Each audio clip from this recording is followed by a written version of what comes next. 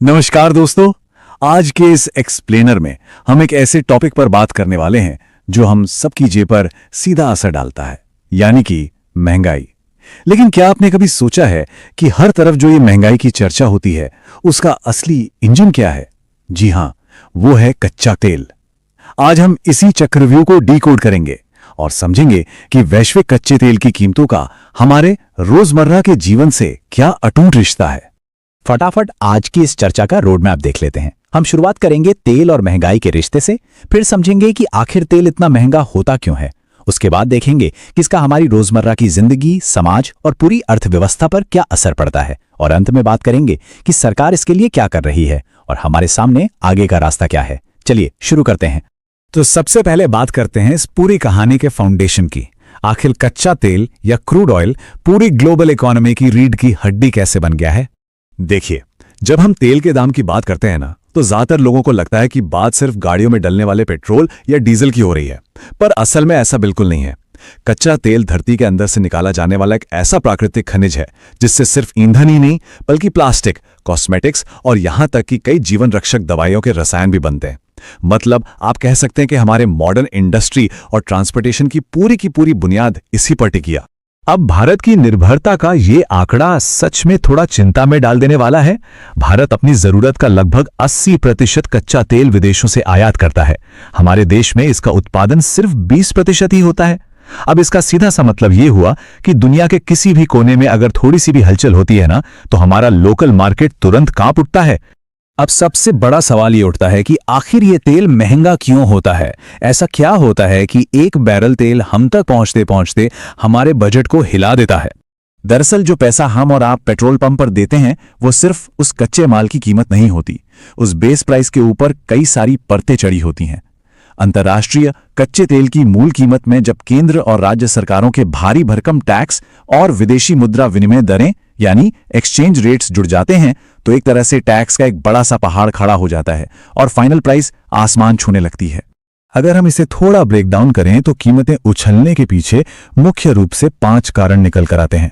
पहला, international market में तेल के दाम का बढ़ना। दूसरा, डॉलर के मुकाबले हमारे रुपए का कमजोर होना। तीसरा, सरकारी टैक्स। चौथा, ग्लोबल टेंशन या युद्ध जैसे रूस, यूक्रेन या मिडिल ईस्ट का मुद्दा जिससे सप्लाई रुक जाती है। और पांचवां, डिमांड और सप्लाई का बैलेंस बिगड़ना। तो बेसिकली ये इंटरनेशनल कूटनीति और घरेलू नीतियों का एक पूरा जाल है। तो चलिए अब आते हैं सीधे मुद्दे की बात पर। ये सारे जो बड़े बड़े मैक्रो फैक्टर हैं, ये राशन की दुकान पर हमारी और आपकी रोजमर्रा की महंगाई कैसे बढ़ाते हैं? महंगाई के इस चक्र को आप एक डोमिनो इफेक्ट की तरह समझिए।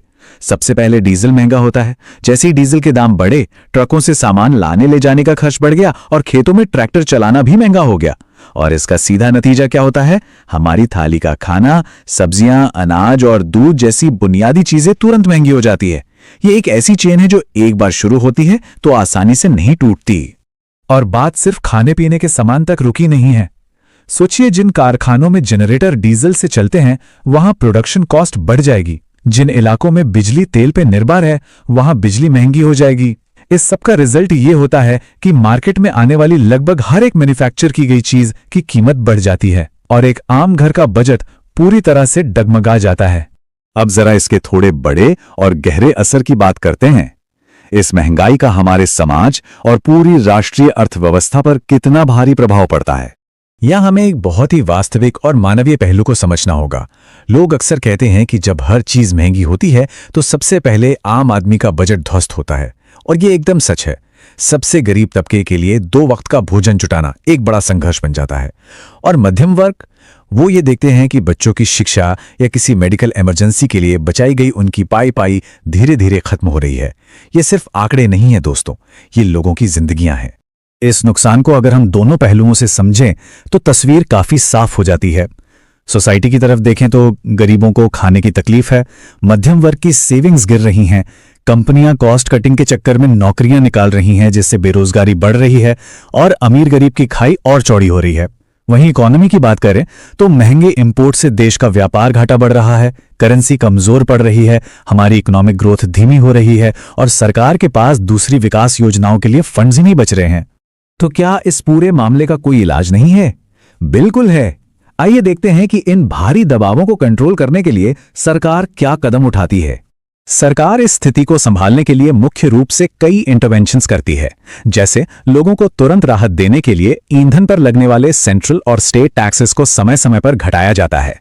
इसके अलावा भविष्य को सुरक्षित करने के लिए इलेक्ट्रिक वाहनों और सोलर पावर जैसे विकल्पों को जोर शोर से प्रमोट किया जा रहा है। साथ ही पब्लिक ट्रांसपोर्ट जैसे मेट्रो और रेलवे का विस्तार हो रहा है और किसी भी ग्लोबल संकट से निपटने के लिए देश में बड़े बड़े रणनीतिक तेल भंडार भी बनाए जा रहे हैं। पर क्या सिर्फ सरकार के कुछ कदम उठाने से बात बन जाएगी? बिल्कुल नहीं। आगे का रास्ता क्या है और इस संरचनात्मक चुनौती से निपटने में हम सभी का क्या रोल है? देखिए, असरदार समाधान तब निकलेंगे जब सब मिलकर काम करेंगे। पॉलिसी मेकर्स को सोलर, विंड और बायोफ्यूल्स का इस्तेमाल तेजी से बढ़ाना होगा। इसके साथ ही स्थानीय तेल उत्पादन को बढ़ावा देना और बैलेंस टैक्स नीतियां लागू करना भी बहुत जरूरी है। और हमारी क्या जिम्मेदारी है? हमें भी अपना योगदान देना होगा। कारपूलिंग करना, ईंधन बचाना और जितना हो सके अपनी गाड़ियों की जगह पब्लिक ट्रांसपोर्ट का ज्यादा इस्तेमाल करना। तो इस एक्सप्लेनर को खत्म करने से पहले मैं एक बहुत ही जरूरी सवाल आपके लिए छोड़कर जा रहा हूं। क्या हम वैकल्पिक ऊर्जा को उतनी तेजी से अपना पाएंगे जिसकी हमें जरूरत है, या फिर ईंधन से आने वाली ये महंगाई हमारी आर्थिक ग्रोथ के पहियों को हमेशा के लिए जैम कर देगी? आयातित तेल से खुद को दूर करने की ये रेस कितनी जल्दी पूरी होगी? इसी महत्वपूर्ण विचार के साथ आज का हमारा ये विश्लेषण समाप्त होता है। हमारे साथ जुड़ने के लिए बहुत बहुत शुक्रिया।